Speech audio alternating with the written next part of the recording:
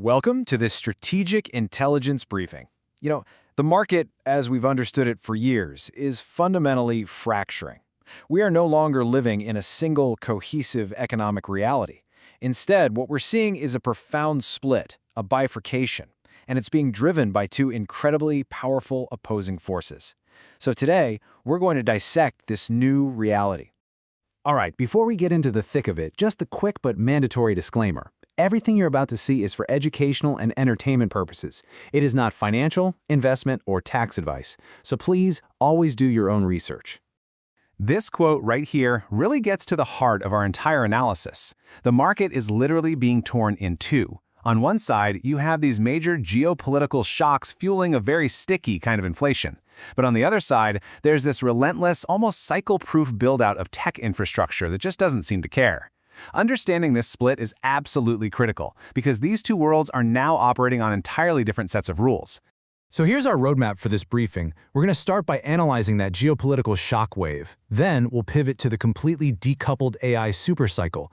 From there, we'll look at the really interesting convergence happening between Web3 and AI, and then we're going to pull back the curtain on a $2 trillion shadow risk lurking in private credit. And of course, we'll wrap it all up with a clear strategic takeaway and a deep dive on the technicals for key assets. Let's get into it. Okay, first up, the geopolitical shockwave. On trading desks, this is being called the re-escalation trade. This is the first half of that market split we talked about. The macro pressure cooker that's forcing a really violent rotation of capital back into the so-called old economy. And to understand the risk here, you just have to look at this number, 20%. A full fifth of the entire world's seaborne oil and natural gas sails through one tiny choke point, the Strait of Hormuz. Any disruption here, even the threat of one, doesn't just nudge energy prices, it sends a massive shockwave through the entire global economic system. It's a huge deal. And that threat triggers a very clear chain reaction. It's simple, but it's powerful. The threat to Hormuz creates an immediate energy shock. We've already seen it in Brent crude. That shock then bleeds out into global supply chains, creating cost-push inflation. And here's the real consequence. It completely ties the Federal Reserve's hands. They see this stubborn inflation, they see strong labor data, and it forces them to stick to a higher-for-longer interest rate policy. Any hope for quick rate cuts? It just evaporates. So, what does capital do when faced with this? It runs for cover. We're seeing a massive defensive rotation. Investors are dumping anything sensitive to interest rates, think high-growth tech, and they're piling into the old economy stalwarts you see here: utilities, energy, materials, consumer staples. And the rationale is crystal clear. 1, they're great at turning revenue into actual free cash.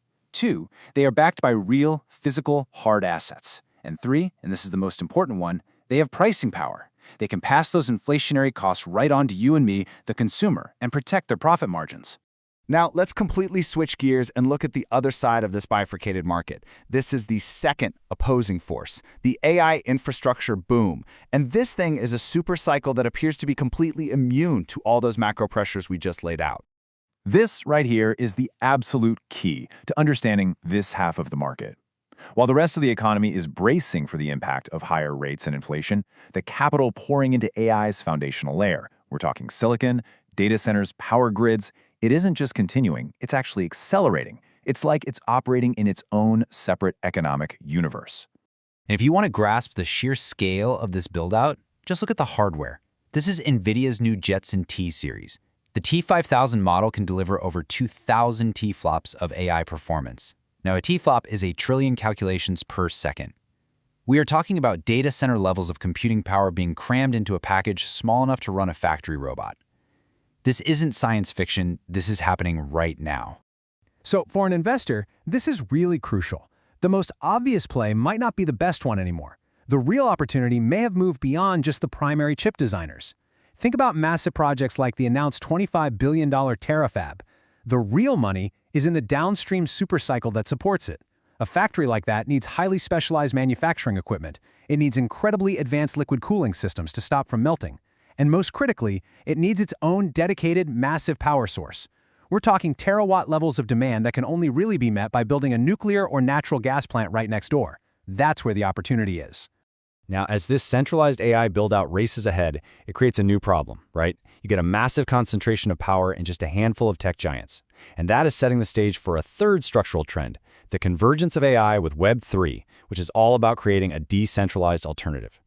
And this decentralized AI sector just hit two huge milestones, which are perfectly illustrated by what's happening with the BitTensor network. First, you've got the institutional bridge. Grayscale filed paperwork to turn its BitTensor Trust into a spot ETF. That is the regulated, compliant on-ramp for huge pools of institutional capital. But second, and arguably even more important, is the technical validation. The network proved it could train a massive 72 billion parameter large language model completely across a decentralized network. This wasn't just a theory anymore. This was proof that decentralized compute is a viable reality that can actually challenge the big cloud providers. And how did the market react to this validation? Well, explosively. Take a look at this number. An 833,000% increase in the value staked on the network in just 1 year.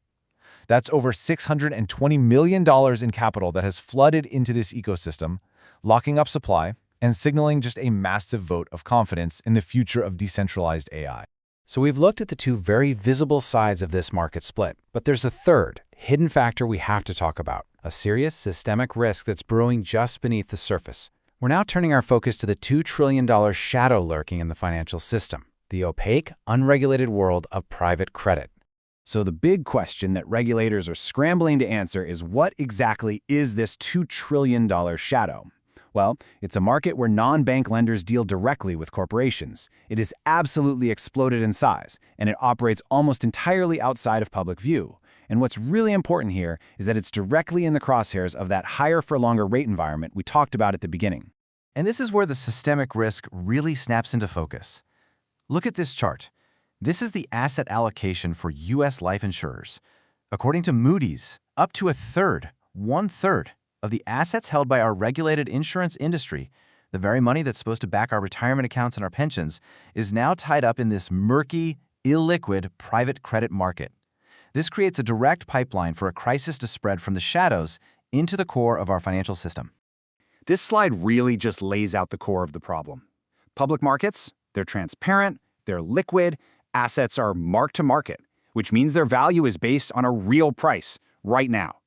Private credit is the complete opposite. It's opaque, it's illiquid, and crucially, it's marked to model. That means valuations are based on someone's internal spreadsheet, not the real market. And that means huge risks can stay hidden for a long, long time, especially when those models were never designed for a world with high interest rates. Okay, so let's bring all of this together. What is the actual strategic takeaway from all this? The best way to synthesize this whole complex picture is to look at the current technical posture of some key assets. So here's a quick snapshot of where things stand right now. As you can see, Bitcoin is just chopping around, consolidating in a range between support at 66,900 and resistance at 68,500. BitTensor is in a similar cooling-off period. Ethereum, though, is showing a clear bearish tilt because of those macro forces. And most importantly, both the S&P 500 and the NASDAQ 100 via QQQ are in confirmed downtrends. Now let's really dig into the details here. In a crypto space, what we're really seeing is a story of conflict. Bitcoin's technicals are screaming indecision. The key momentum indicator, the RSI, is just neutral. But, and this is a big but, the stochastic oscillator is at an extreme 99.82. Now, for context, anything over 80 on that indicator suggests an asset is overbought. At nearly 100, it's signaling a very, very high probability of a short-term pullback, or at the very least a pause. For Ethereum, the conflict is even more dramatic. The on-chain fundamentals, with supply being locked up in staking, are incredibly bullish, but these powerful macro headwinds are just completely sitting on the price. Now for equities, the structure looks clearly bearish. You can't let these short-term rallies fool you. The market breadth, that's the number of stocks going up versus down, is extremely weak. This tells you the rally is being propped up by just a handful of mega-cap names while the rest of the market is actually falling. That is not a healthy sign. On top of that, put-call ratios, a measure of bearish bets versus bullish ones, are hitting new highs. That's big money aggressively hedging for a drop. And for the tech-heavy QQQ, you're seeing rising prices on collapsing volume. That's a textbook critical bearish signal that says the upward momentum is totally exhausted. Finally, there is one more cycle-agnostic trend that's really worth paying attention to: Platform Biotech. See, in a tough funding environment like this one, capital gets highly concentrated in what it perceives as de-risked assets. Take Syneron Bio. They just closed a huge, oversubscribed $150 million funding round. And look who's backing them: sovereign wealth funds and big pharma. Why? Because their AI platform isn't a risky bet on one single drug. It's a discovery engine that can create lots of potential candidates, which effectively de-risks the whole process. This is where the really sophisticated capital is hiding out. And that brings us to our final, critical question. We've laid out two opposing realities. You have the forward-looking physical infrastructure of AI and decentralized computing on one side. And on the other, you have legacy assets that are deeply entangled with the opaque risks of the past financial system. So the question every single one of us has to ask is, where is my capital aligned?